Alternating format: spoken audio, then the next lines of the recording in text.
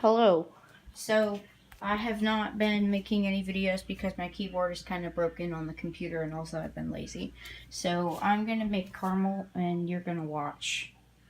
Okay, these are the ingredients you need. That's corn syrup, that's salt, that's vanilla extract, that's butter, that's brown sugar, not dirt, and baking soda. You're going to need 1 teaspoon of vanilla extract, a half a teaspoon of baking soda, and a half a teaspoon of salt. Wow, that was close. A stick of butter, a half a cup of corn syrup, and then a cup of brown sugar. This makes a lot of caramel. Okay, get your pot. Switch your thing to medium heat. Make sure it's on the right burner. You don't want to burn your house down. Turn on your fan so that, smoke and stuff. And then, let's get the butter ready. Okay, it's better if your butter is softened. Mine is not. And you're just gonna cut it up in little chunks, like this. Butcher your butter until it's good enough. Just little chunks, I guess. And then, next, we get next, we get the brown sugar. Let's look for a cup. Whoops. No, that ain't the right size. Oh, wait, hang on. Let's just do 2 of these. Don't pack it in there. Just enough. You don't want too much sugar. So, there's 1. Put it in your pot. Let's get another one. There's the second one. Done. That's your caramel all done. Okay, now this butter that you cut off, don't do anything with it. We're not ready for it yet. Take your corn syrup and then half a cup. So just fill that bad boy up. That's really hard to fill. Okay, once it's filled up, corn syrup's clear. So don't worry, it's filled up. Pour it out onto your stuff and just wait until you get everything, because you want everything out. And it's already gonna start turning the caramel color, because the main ingredient of caramel is brown sugar. So we don't need this anymore. Throw it away. Now you're gonna take the butter and dump it in, I guess. Okay. Hello? Let's stick to the plate. Okay, once you get the butter in there, stick your spoon in and mix it. And then add, well, never mind, not at that step yet. Hang on, so you see wow, that's a really bad camera. Okay, sorry. You see how it's turning gooey and kind of caramely like that? That's your consistency that you should want. And then your butter that you've chopped up into perfectly sized chunks, as I showed you before, should be small enough so that it starts to melt. It doesn't take too long to melt.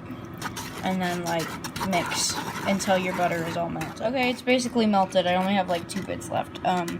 Just keep stirring, kind of tap at it like that until all pieces disappear because they have been melted, which I'm almost at that point. Also, do not try and dip your finger in this and eat it because it's not safe for human consumption. I mean, it's too hot. It'll stick to your mouth and your mouth will burn. And it's also way too sugary at this point. You have to wait for the sugar to kind of boil away, which is what we'll be doing in the next step. And also your finger might catch on fire. That's not accurate. Your finger will just burn a lot. Okay, next you're gonna add your salt, which is a half a teaspoon of salt.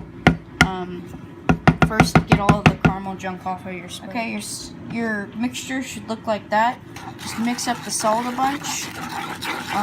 And trust me, if you don't like salty caramel, this won't make it salty. If you do like salty caramel, add more salt. I mean, pretty much how salt works. Okay, mix it up a lot. And then you're going to put it over the heat. Don't do anything. Don't even mix the mixture anymore. Just leave it as is. And timer 5 minutes. And start. And wait 5 minutes and don't do anything to the mixture. It'll start to bubble and boil. That's good. Make sure you're still on medium heat. And that whole time, just keep it on. Don't even touch it. This should start to be happening to your caramel once it's been boiling. That's what it looks like when it starts to boil, and it gets a lot of bubbles on top. But don't worry, do not mix it, and make sure there is no lid on it. And yeah, we have about a minute maybe left of this just going on. So yeah. Okay, my timer just went off, so when that happens, turn off the heat, move it to a place where it's not exposed to heat. Then take it, start mixing it. It should be pretty easy to mix. Pour in your teaspoon of vanilla extract, which I'm gonna hope I don't spill. Pour it in. Start mixing. Make sure it gets really mixed. And then once you see the caramel actually take effect is once you add in the baking soda, which we'll be doing here in a second. A half a teaspoon of baking soda. Add that in.